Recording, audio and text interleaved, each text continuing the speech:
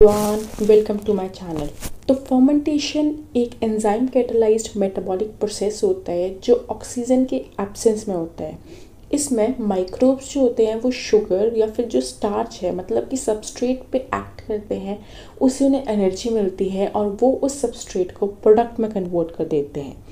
इसी की स्टडी को हम जाइमोलॉजी बोलते हैं। जैसे कि आप इसमें देख सकते हो कि जो लैक्टोबैसिलस था उसने लैक्टोज पे एक्ट करा, उससे उसे एनर्जी मिली अपने ग्रोथ के लिए और उसने लैक्टोज को वेरियस प्रोडक्ट्स में कन्वर्ट करा, जैसे कि vinegar, kefir, probiotics etcetera. Next example आता है सैक्रोमाइसिस सेरेबेसी का, जिसने ग्लूकोज पे एक्ट करा, उससे उसे एनर्जी मिली एंड अगेन हमें वेरियस प्रोडक्ट्स मिले जैसे कि bread and cake, medicines, biofuels etcetera. Depending upon the substrate और माइक्रोब जो यूज़ हुए हमें डिफरेंट प्रोडक्ट्स मिलते हैं। तो जो वर्ड है फर्मेंटेशन, वो एक लेटेंट वर्ड फेवर से आया है जिसका मतलब होता है बॉइलिंग। जब फर्मेंटेशन होती है तो उस प्रोसेस में कार्बन डाइऑक्साइड भी रिलीज़ होता है और उसी की वजह से हमें ऐसा लगता है कि बबल्स निकल रहे कार्बन डाइऑक्साइड के, ऐसा मतलब लिक्विड बॉईल कर रहे हैं। उस वहाँ से इसका नाम आया फर्मेंटेशन। आपने घर में मम्मा वगैरह को देखा होगा, जब भटूरे बनते हैं तो हम आटा लेते हैं, आटा में हम ईस्ट डाल देते हैं और उसके बाद उसे ढक के रख देते हैं। आफ्टर 4 to 5 आवर्स जब हम उस आटे को देखते हैं तो वो फूल चुका होता है। वो इसीलिए फूलता है क्योंकि वहाँ पे फर्मेंटेशन का प्रोसेस हुआ होता है और कार्बन डाइऑक्साइड रिलीज़ हुई होती है। फर्मेंटेशन का जो प्रोसेस है इवन फूड को प्रिजर्व करने में भी बहुत हेल्पफुल होता है। जो पीकल्स वगैरह हम प्रिजर्व करते हैं या बहुत से ऐसे डे टू डे लाइफ में भी ऐसे बहुत प्रोसेसेस है जहाँ पे फर्मेंटेशन का यूज़ किया जाता है। अब ये जो फर्मेंटेशन की डेफिनेशन है वो वेरी करती है अगर हम बायोकेमिस्ट्री के परस्पेक्टिव से देखें और माइक्रोबियल टेक्नोलॉजी के परस्पेक्टिव से देखें।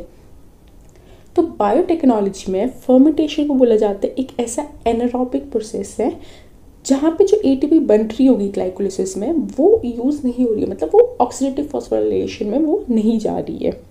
तो हम ऐसा बोल सकते हैं कि इसमें एनर्जी एक्सट्रैक्ट हो रही है कार्बोहाइड्रेट से, बट ऑक्सीजन के एब्सेंस में।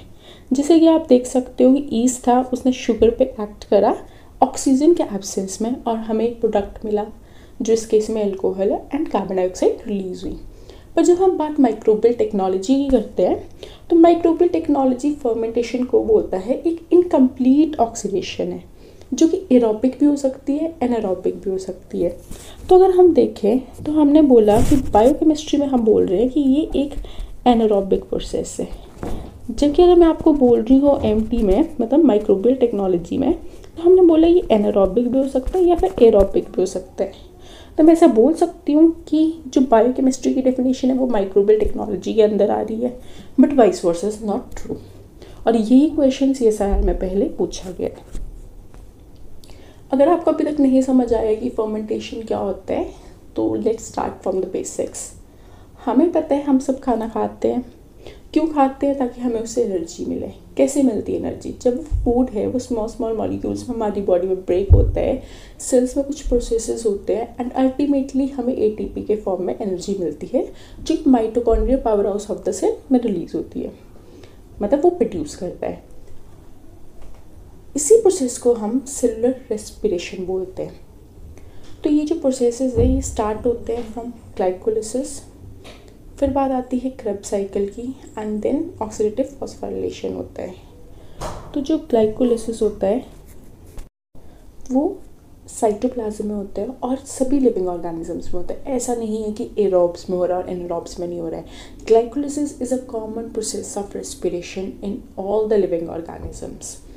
तो ग्लाइकोलिसिस में क्या होता है, हमारे पास ग्लूकोज का मॉलिक्यूल था, उससे 2 पायरुवेट मिलते हैं, प्लस यहाँ पे क्या होता है हमें ना 2 ATP यहाँ पे कंज्यूम होती है, 4 ATP यहाँ पे जनरेट होती है, प्लस 2 NADH बनते हैं।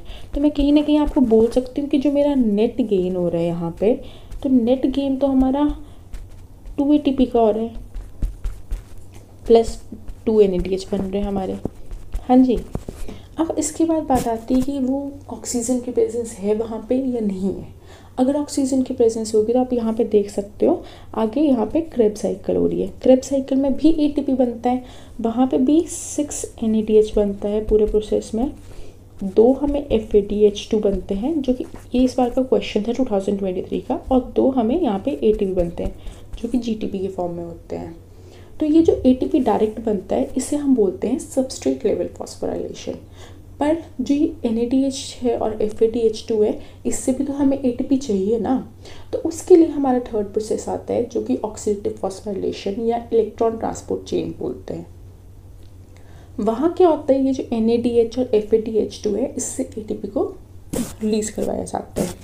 तो ऐसा माना जाता है कि जो एक NADH होता है उससे 3 ATP बनती है। और मैं आपको स्पेसिफिकली बोलूँ तो इसे 2.5 ATP बोलते हैं, जबकि हम बोले 1 FADH2 की बात कर रहे हैं हम, तो 1 FADH2 से हमें 1.5 ATP मिलती है प्रिसाइसली अगर मैं बात करूँ तो। वैसे से कई जगह इसे 2 भी लिखा होता है कि 2 ATP जनरेट होती है। ठीक है, तो ये तो बात होगी हमारे ग्लाइकोलिसिस की कि ये पायरुविक एसिड बन रहा है और साइटोप्लाज्म में हो रहा है। बट ये बात है ऑक्सीजन के प्रेजेंस में क्रेब्स साइकिल और ETC हो रही है। बट अगर ऑक्सीजन नहीं हो तो तब बात आती है फर्मेंटेशन की, तब ये प्रोसेस में आता है। आपने देखा होगा जब हमारी बॉडी, हम बहुत ज़्यादा एक्सरसाइज करते हैं तो थोड़े टाइम के बाद हमें मसल्स में पेन होने लग पड़ता है। तो वो क्यों होता है? क्योंकि हमारी बॉडी में ऑक्सीजन की कमी होती है। उसकी वजह से हमारी जो बॉडी है वो एरोबिक से एनारोबिक रेस्पिरेशन में शिफ्ट होती है और बनता है लैक्टिक एसिड। वो लैक्टिक एसिड ही फिर हमें, उसकी वजह से ही हमें पेन होना शुरू हो जाती है। तो यहाँ पे आपने देख लिया कि हाँ, ये ग्लाइकोलिसिस था, पायरुवेट बना, ऑक्सीजन के एब्सेंस में फर्मेंटेशन हो रही है, प्रेजेंट है तो क्रेब्स साइकिल और ETC। तो इससे हमें क्या बात समझ आती है कि अगर मेरा फर्मेंटेशन का प्रोसेस हो रहा है तो मतलब ये है कि वहाँ पे उससे आगे कोई ETC नहीं हो रहा होगा, है ना, वो डिफरेंट प्रोसेस था। तो एक बात तो हमें यहाँ पे पता लग गई कि फर्मेंटेशन के बाद वो ऑक्सीडेटिव फॉस्फोराइलेशन में एंटर नहीं करते, जो हमारी बायोकेमिस्ट्री में डेफिनेशन में भी बात बोली गई थी। फिर बात आती है कि फर्मेंटेशन के टाइप्स क्या है। तो डिपेंडिंग अपॉन फर्मेंटेशन में क्या प्रोडक्ट मिलता है हमें, इसके वेरियस टाइप्स होते हैं। जैसे कि लैक्टिक एसिड फर्मेंटेशन, जो मैंने आपको बोला हमारी बॉडी में भी लैक्टिक एसिड बनता है। तो इसमें क्या होता है, जो पायरुवेट है उससे लैक्टेट बन रहा है और जो एंजाइम इसके लिए रिस्पॉन्सिबल है उसका नाम है लैक्टेट डिहाइड्रोजिनेस। अब इस चीज़ में होता क्या है, जो NADH मैंने आपको बोला था ग्लाइकोलिसिस में बन रहा था, वो NADH से NAD पॉजिटिव को रीजनरेट होता है। तो हम यहाँ पे देख सकते हैं कि कोई जो फर्मेंटेशन का प्रोसेस होता है ना, यहाँ पे ATP अपना कोई जनरेट नहीं हो रहा है, जो ग्लाइकोलिसिस वाले ATP था वो ही मिल रहा है। तो हम ये बोल सकते हैं कि डायरेक्ट फर्मेंटेशन से कोई भी ATP जनरेट नहीं होता है। फिर नेक्स्ट आता है एल्कोहलिक फर्मेंटेशन, मतलब पायरुवेट से आगे एल्कोहल बन रहा होगा एज अ प्रोडक्ट। अगेन वहाँ पे भी NAD पॉजिटिव ही रीजनरेट होता है। और एंजाइम्स जो यहाँ पे रिस्पॉन्सिबल है वो है pyruvic acid decarboxylase and alcohol dehydrogenase. ये जो एल्कोहल बनता है ये इंडस्ट्रियल प्रोडक्शन, वाइन होती है, वेयर, बायोफ्यूल, इस सभी में यूज़ होता है। अगर यहाँ पे एसिटिक एसिड बन रहा होता तो हम बोल देते हैं एसिटिक एसिड फर्मेंटेशन है। अगर बिट्रिक एसिड बनता तो हम बोलते हैं बिट्रिक एसिड फर्मेंटेशन है। तो ये डिपेंड करता है, जैसे मैंने आपको पहले बोला, कि कौन सा माइक्रोब यूज़ हुआ है, कौन सा प्रोडक्ट हमारा बना है। अब बात आती है माइक्रोबियल ग्रोथ की। तो जो हमारे बैक्टीरिया वगैरह ग्रो करते हैं, फॉर एग्जांपल मैंने उन्हें एक मीडियम से उठाया और दूसरे मीडियम में रख दिया ग्रो करने के लिए, तो ऐसा तो नहीं है ना वो एकदम से स्टार्ट हो जाएंगे। आपको मैं एक अपने घर से कहीं नई जगह में शिफ्ट करूँगी तो आपको भी टाइम लगेगा एडजस्ट होने में। तो सेम हैपन्स विद बैक्टीरिया। तो जो बैक्टीरिया की ग्रोथ होती है वो 4 स्टेजेस में होती है, जो कि है lag phase, low phase, stationary phase and decline phase. तो जो लैग फेज होता है वो अडेप्टिंग फेज होता है सेल के लिए। मतलब यहाँ पे सेल नंबर नहीं इंक्रीज हो रहा है, जस्ट उसका बायोमास इंक्रीज हो रहा है। वो खुद को अडेप्ट कर रहा है, वो RNA बना रहा है, वो मेटाबोलाइट्स जो चाहिए उसे, जो भी उसके लिए टेम्परेचर की कंडीशंस चेंज हुई है, pH चेंज हुआ है, उस सब चीज़ में वो खुद को अडेप्ट कर रहा होता है। फिर बात आती है लॉग फेज की, जहाँ पे सेल नंबर इंक्रीज करता है। मतलब मैक्सिमम ग्रोथ हमें लॉग फेज में देखी जाती है।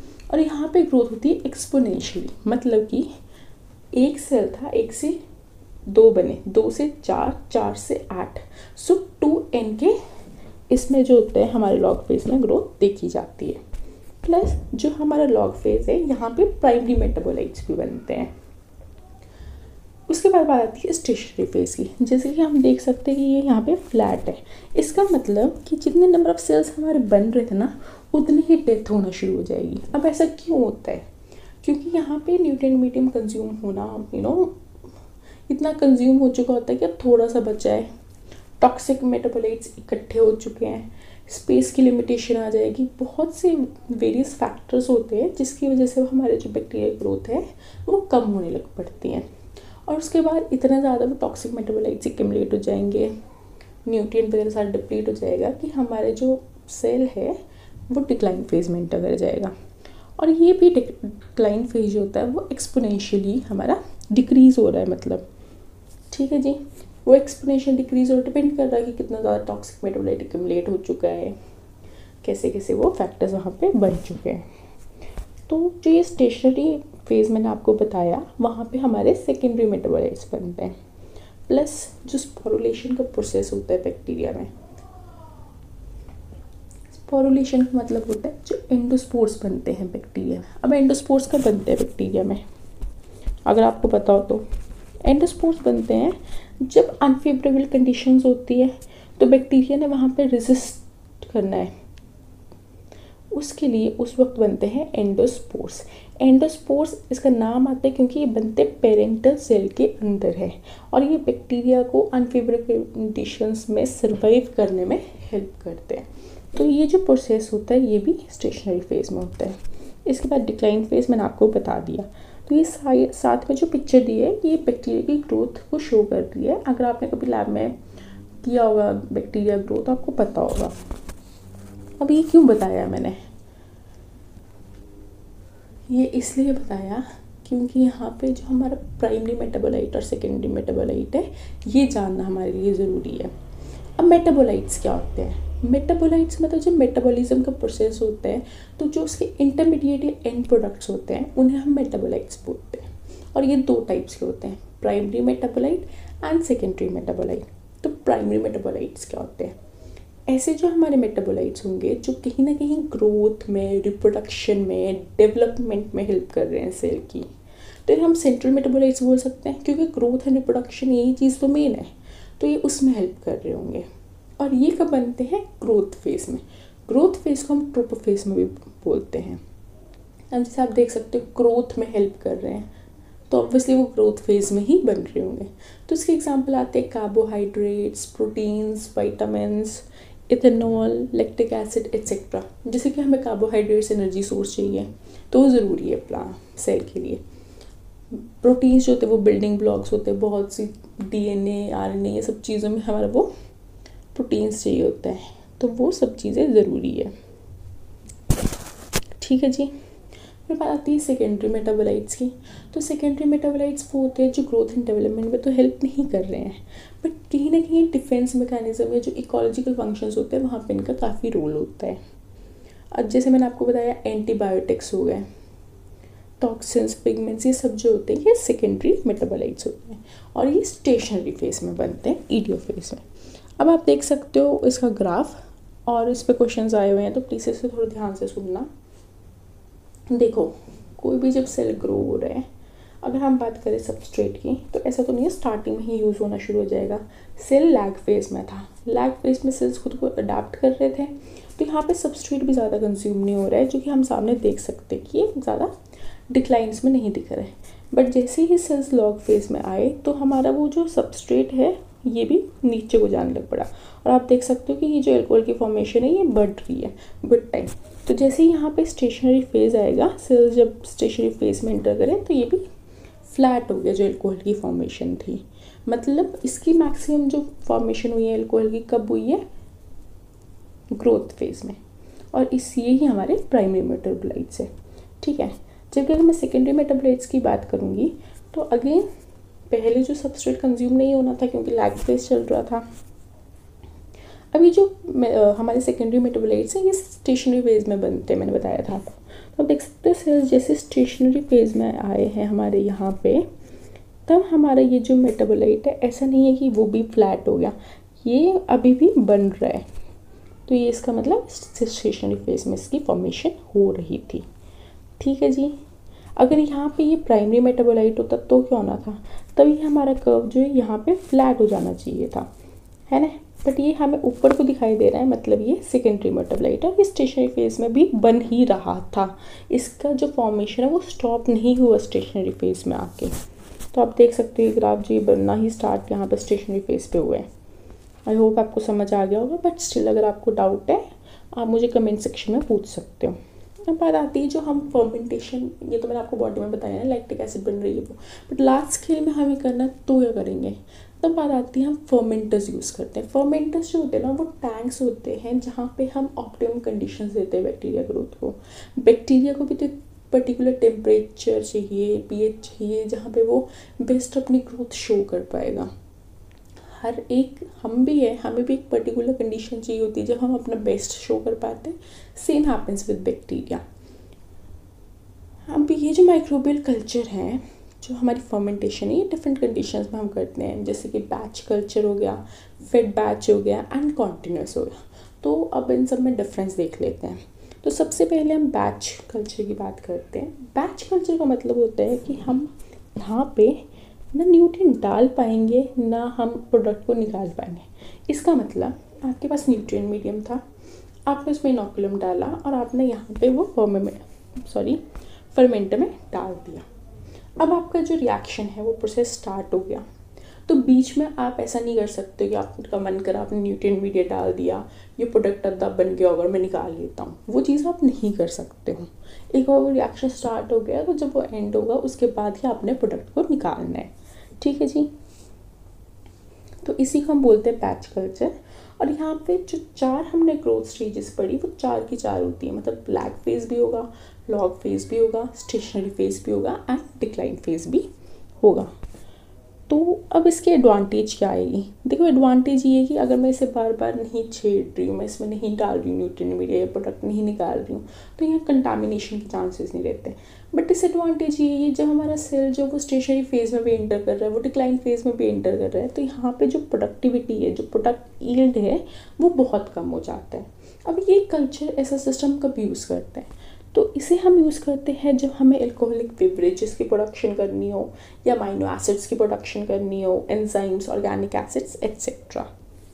बस यहाँ पे क्या होता है ना, बीच में आप थोड़ा पीएच वगैरह जो है वो सेट कर सकते हो, एरेशन वगैरह, बट न्यूट्रिएंट मीडिया या फीड नहीं निकालोगे। फिर बात आती है फेड बैच कल्चर की, जिससे थोड़ा बेटर है। अब यहाँ पे क्या बेटरमेंट हुई है, तो यहाँ पे हम न्यूट्रिएंट्स को धीरे धीरे डाल सकते हैं, मतलब हम बीच में भी डाल सकते हैं। ऑल्दो हम प्रोडक्ट को नहीं निकाल सकते हैं during the process, but feed को हम डाल सकते हैं विद टाइम। अब कुछ ऐसे कंपाउंड्स होते हैं जिन्हें ना एकदम से न्यूट्रिएंट्स नहीं चाहिए होगा, अगर हम उन्हें एकदम से दे देंगे ना तो वो उनके लिए टॉक्सिक हो सकते हैं। तो यहाँ पे हम क्या करते हैं, धीरे धीरे न्यूट्रिएंट्स डालते हैं, ठीक है जी। अब ये कहाँ पे आप देख सकते हो, जैसे अब यहाँ क्या हो रहा है, मैंने न्यूट्रिएंट्स डाल रही हूँ बट मैं प्रोडक्ट निकाल नहीं रही हूँ, तो इसका मतलब यहाँ पे वॉल्यूम जो है वो इंक्रीज़ कर रही होगी, ठीक है। जो मतलब इनिशियल वॉल्यूम अगर इतनी थी तो जो फाइनल वॉल्यूम है ऑब्वियसली वो ज़्यादा हो चुकी होगी, क्योंकि न्यूट्रिएंट तो हमने बीच में डाला है जबकि हमने प्रोडक्ट नहीं निकाला है। तो अब इसके एडवांटेजेस क्या आते हैं, एडवांटेज यही है इसका कि यहाँ पे प्रोडक्टिविटी कंपैरेटिवली ज़्यादा होती है बैच कल्चर से। बट डिसएडवांटेज भी वही हो जाते हैं कि कंटामिनेशन के चांसेस बने रहते हैं, क्योंकि हम बार बार न्यूट्रिएंट्स इसमें डाल रहे हैं।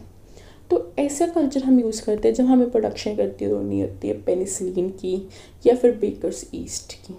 नेक्स्ट कल्चर हमारा आता है कॉन्टिन्यूस कल्चर। जैसे कि नाम से ही पता चल रहा है, यहाँ पे हम न्यूट्रिएंट को डाल भी रहे हैं, प्रोडक्ट को निकाल भी रहे हैं, तो हम साथ साथ में कर सकते हैं। यहाँ पे हम सब जो हमारा वॉल्यूम है उसे मेंटेन कर रहे होते हैं, मतलब यहाँ पे हम स्टेडी स्टेट मेंटेन करते हैं, बायोमास वॉल्यूम ये सब चीज़ें हम स्टेडी मेंटेन करते हैं। तो इसके आगे 2 प्रोसेस जिसे हम करते हैं, एक कीमोस्टाट होता है और एक टर्बिडोस्टाट होता है। तो यहाँ पे जो हमारा सेल कल्चर है ना वो लॉग फेज में रहता है। अब आप देख सकते हो कि यहाँ से हमने डाल रहे न्यूट्रिएंट्स और यहाँ से नीचे से हम निकाल रहे होते हैं, तो हम दोनों प्रोसेस साइड बाय साइड कर रहे होते हैं ड्यूरिंग द प्रोसेस।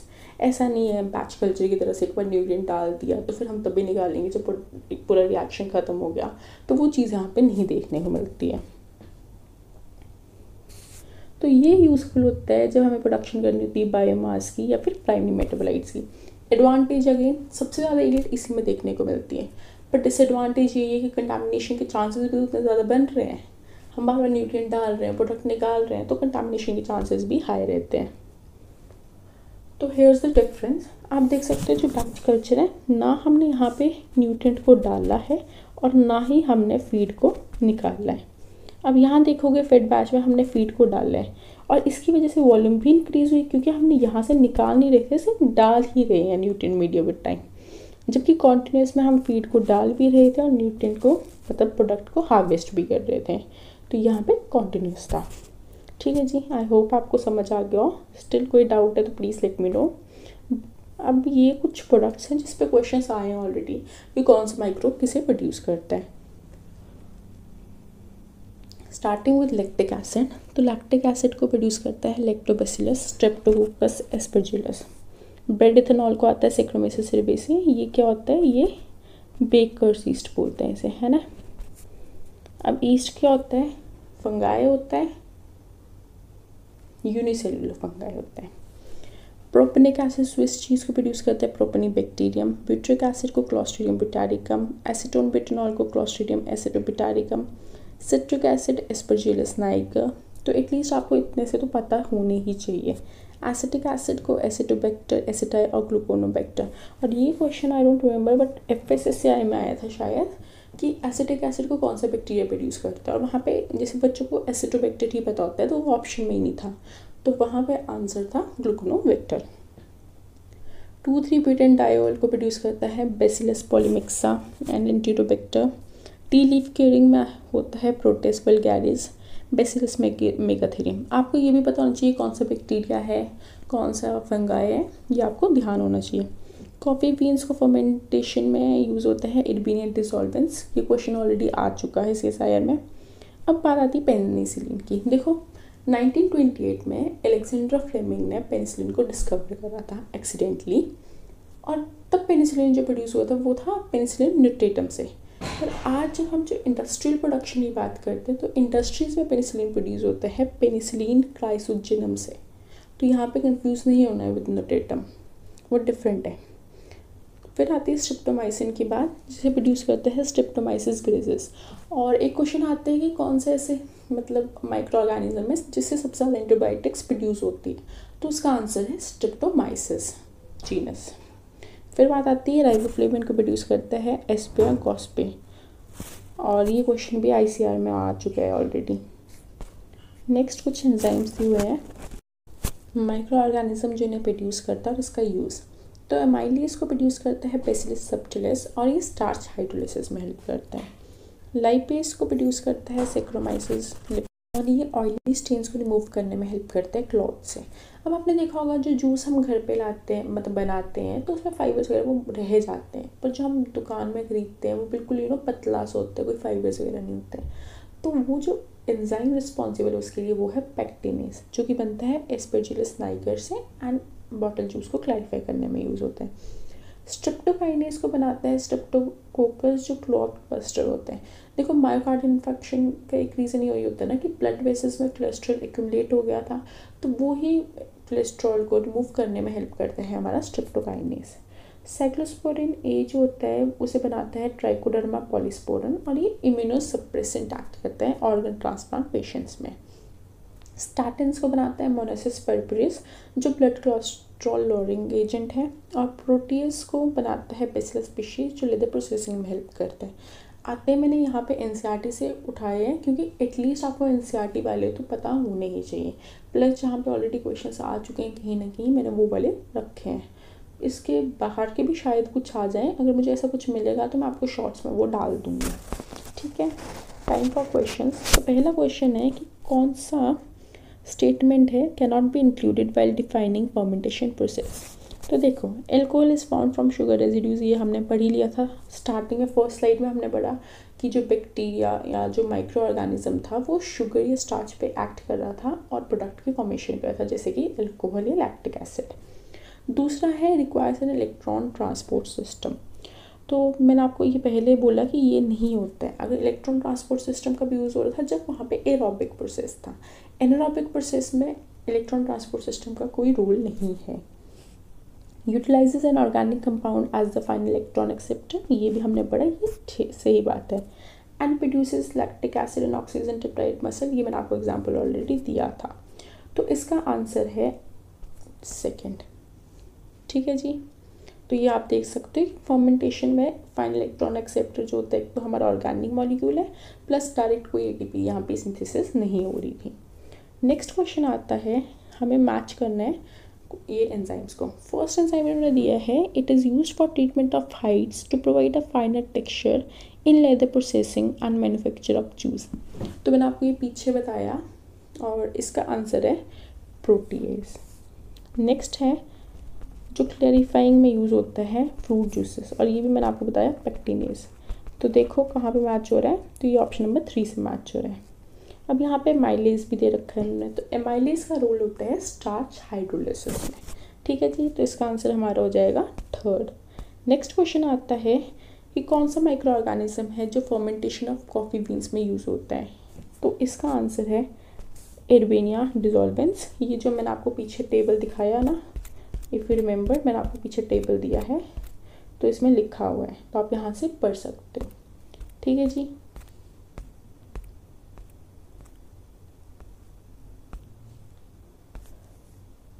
नेक्स्ट हमारा क्वेश्चन आता है, हाँ जी, तो ये ग्राफ है, यहाँ पे 2-3 बार क्वेश्चन आ चुके हैं तो आपको पता होना चाहिए। तो उन्होंने बोला है माइक्रोब्स प्रोड्यूस ईदर प्राइमरी और सेकेंडरी मेटाबोलाइट्स ड्यूरिंग फर्मेंटेशन, अब metabolite production curve is shown below, और हमें रिकॉग्नाइज करना है कि पहले तो ये प्राइमरी है सेकेंडरी है। स्टेटमेंट्स है, a primary metabolite has a production curve that lags behind a line showing cell growth. Second, a primary metabolite is produced after the trophophase is completed. A secondary metabolite is produced mainly during idiophase। यहाँ पे थोड़ा typing error है, sorry, ये 2 नहीं लिखाना था यहाँ पे।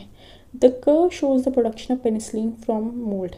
तो देखो अगर किसी को पता है कि पेनिसिलिन क्या होता है, मतलब वो सेकेंडरी मेटाबोलाइट होता है, तो वो बंदा इतना तो बोल देगा, या तो ऑप्शन हमारा फर्स्ट होना चाहिए या फिर सेकेंड होना चाहिए, क्योंकि ए भी हमारे प्राइमरी मेटाबोलाइट की बात कर रहे हैं और सी डी हमारे सेकेंडरी मेटाबोलाइट की बात कर रहे हैं। मतलब जो हमारा थर्ड ऑप्शन है वो तो हो ही नहीं सकता, और ना ही हमारा फोर्थ ऑप्शन हो सकता, तो ये तो हम वैसे ही कट कर देंगे। अब हमें रिकग्नाइज करना है ये प्राइमरी मेटाबोलाइट है या फिर ये सेकेंडरी मेटाबोलाइट है।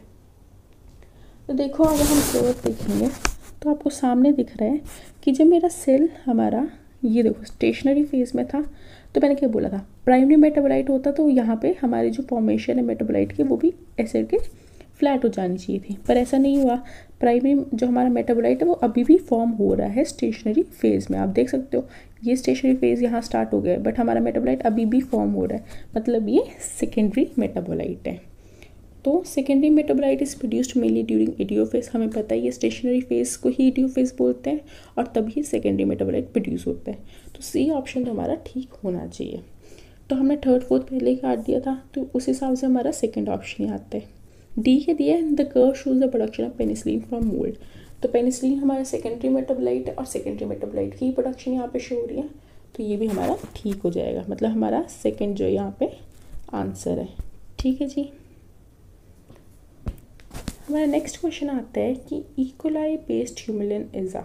देखो इसका मैंने आंसर नहीं रखा है यहाँ पे, रीज़न बीइंग अगर किसी ने आप में से एनसीईआरटी पढ़ी होगी उसे ये आंसर आता होगा, और ये मैंने आपको स्ट्रेटजी वीडियो में भी बताया था कि एनसीईआरटी पढ़ना बहुत इंपॉर्टेंट है जब हम इसकी प्रिपरेशन स्टार्ट कर रहे हैं, क्योंकि बेसिक्स वहाँ पे ही हमारे क्लियर होंगे। ट्रांसक्रिप्शन में डीएनए आरएनए बनता है, वो तब भी हम पढ़ते थे और आज भी हम जब डिटेल में नेट के लिए पढ़ रहे हैं तब भी पढ़ रहे हैं, तो वो बेसिक्स वहाँ से क्लियर होंगे, तो वो पढ़ना है। और आपको अगर इसका आंसर आता है तो आप मुझे कमेंट सेक्शन में दोगे, और अगर आपने स्ट्रैटेजी वाली वीडियो नहीं देखी है तो डिस्क्रिप्शन में आपको मैं उसका लिंक डाल दूँगी, आप देख लेना। ठीक है जी, thank you, that's all for today.